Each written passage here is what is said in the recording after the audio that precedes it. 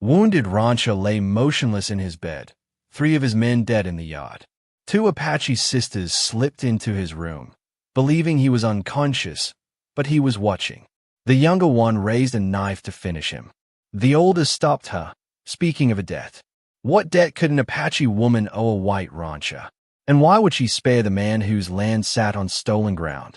What he overheard in the next 60 seconds shattered everything he thought he knew, and forced him into a choice that would either kill him or rewrite his soul. Before we dive in, tell us in comments where in the world you are watching from. The floorboards creaked, and James Cooper held his breath. He lay in his bed at sunset, a bullet wound burning in his side. 3 of his men were dead in the yard. The raid had ended an hour ago, but now 2 Apache women stood in his doorway. Cooper watched through barely open eyes. The older one, maybe 20, moved quietly into the room. The younger girl followed, gripping a knife. They spoke in Apache, voices low and quick. Cooper didn't understand the words, but he understood when the girl raised her blade and pointed it at his chest. The older woman grabbed her sister's wrist. They argued in sharp whispers.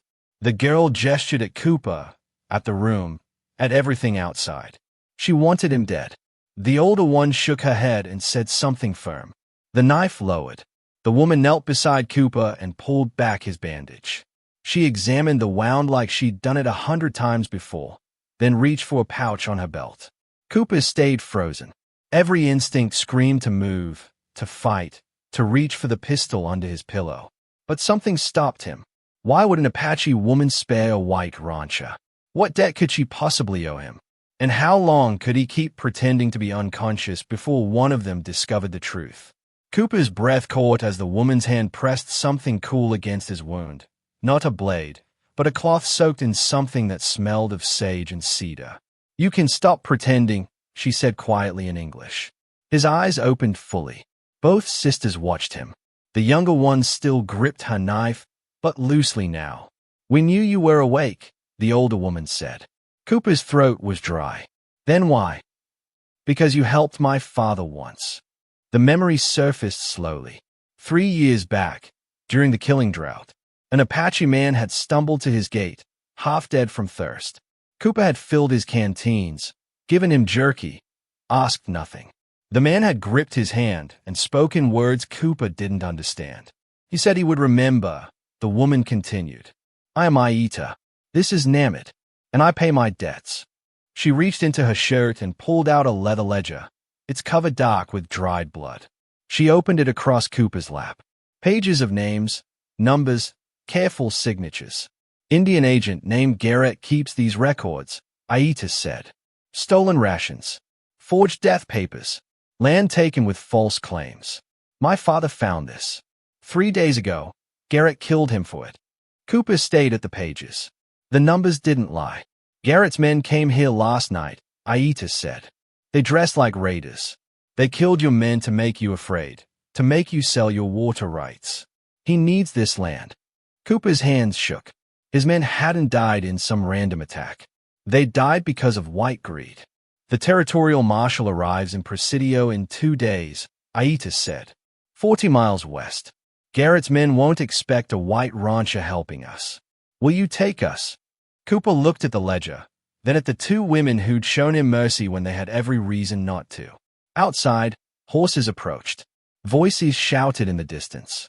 "They are searching every ranch," Namid whispered. Cooper made his choice. Pressure and pursuit. They rode out before dawn, keeping to the rocky ground where hoofprints wouldn't show. Cooper led them west through scrub and canyon, avoiding the main trails. His side throbbed with each stride, but he kept moving. The ledger sat in his stool bag, wrapped in oilcloth. Behind them, somewhere in the gray light, Garrett's men were searching. By mid-morning, they stopped to water the horses. Namid watched Cooper check his rifle, her expression guarded. "You know how to shoot?" he asked. She shook her head. "Come here." He showed her how to load the cartridges, how to work the lever, where to brace the stock. Her hands were small but steady. When she got it right, something close to a smile crossed her face. "Good," Cooper said. "Now you're not helpless." Aita watched from beneath a cottonwood, her mother's beaded necklace catching the light. Cooper stayed at it. He'd seen that pattern before. His late wife had traded for one just like it, years ago, from a woman at the fort. They rode hard through the afternoon.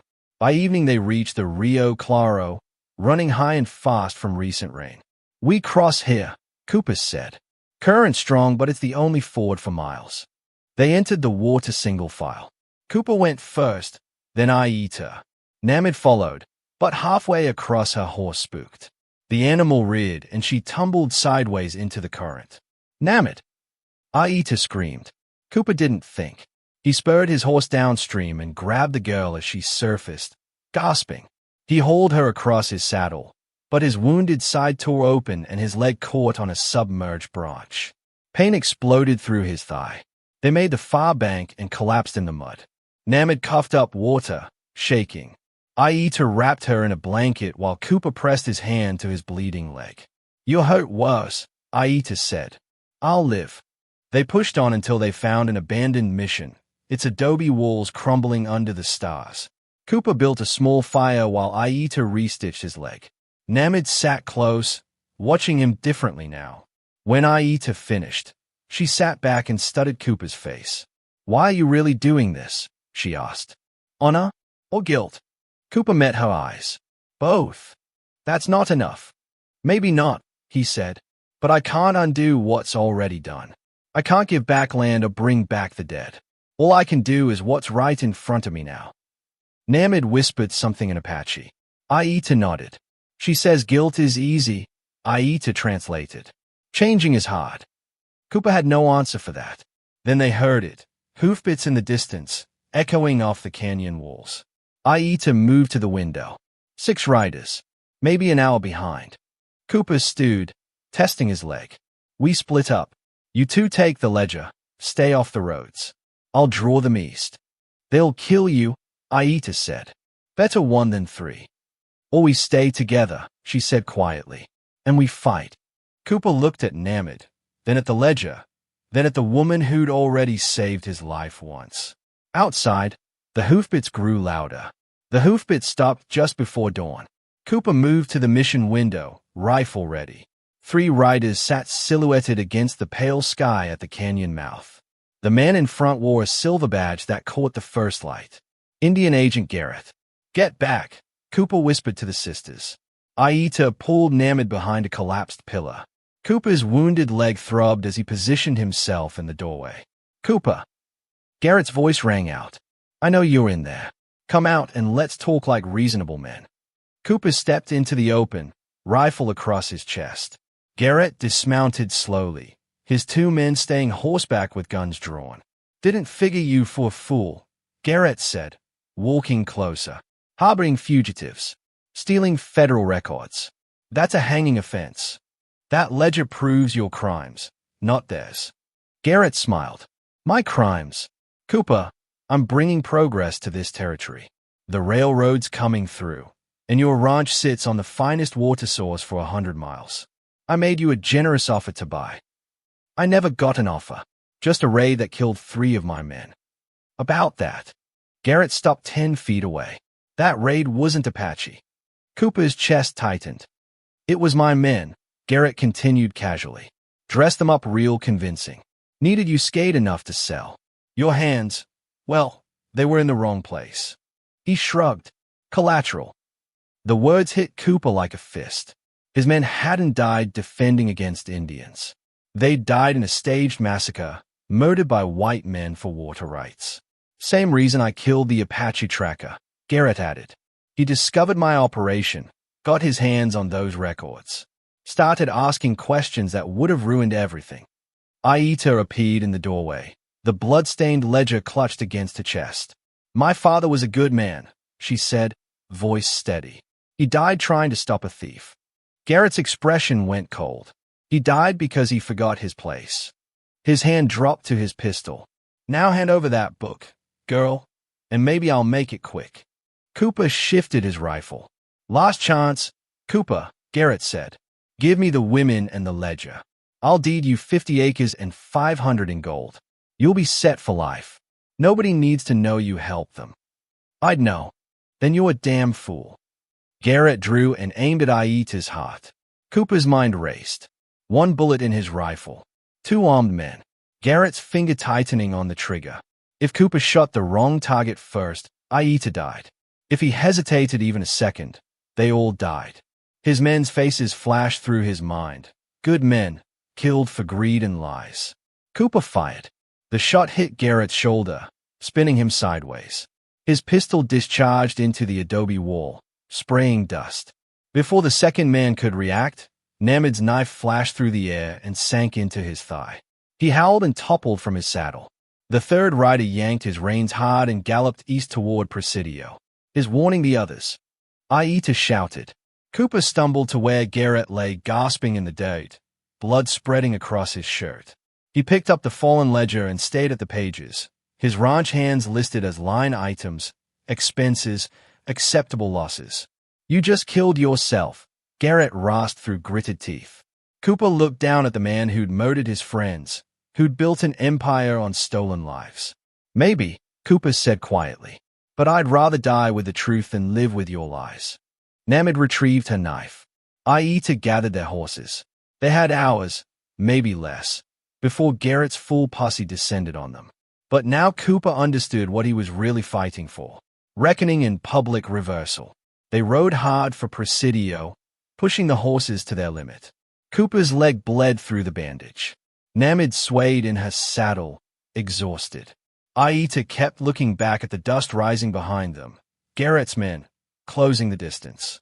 They hit the main street at noon, sliding to a stop in front of the marshal's office. A crowd was already gathered. 30, maybe 40 townspeople, armed and angry. Territorial Marshal Lang stood on the office steps, saddlebags in hand, ready to leave. Garrett's escaped rider stood beside him, pointing at Cooper. That's him, the man shouted. Kidnapped those Apache women. Shot Agent Garrett in cold blood. The crowd surged forward, rifles leveled at Cooper from every direction. Marshal, Cooper said, raising his hands. Let me explain. Lang was a lean man with gray in his beard and hard eyes that missed nothing. You've got 30 seconds before I let this town decide your fate. Cooper pulled the ledger from his coat and tossed it to Lang. Garrett's been stealing from the government and the Apache both.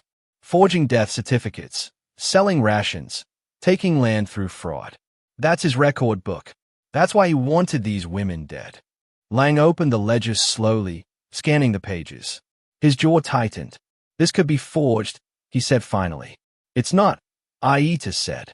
You expect me to take your word? Lang asked. The crowd muttered.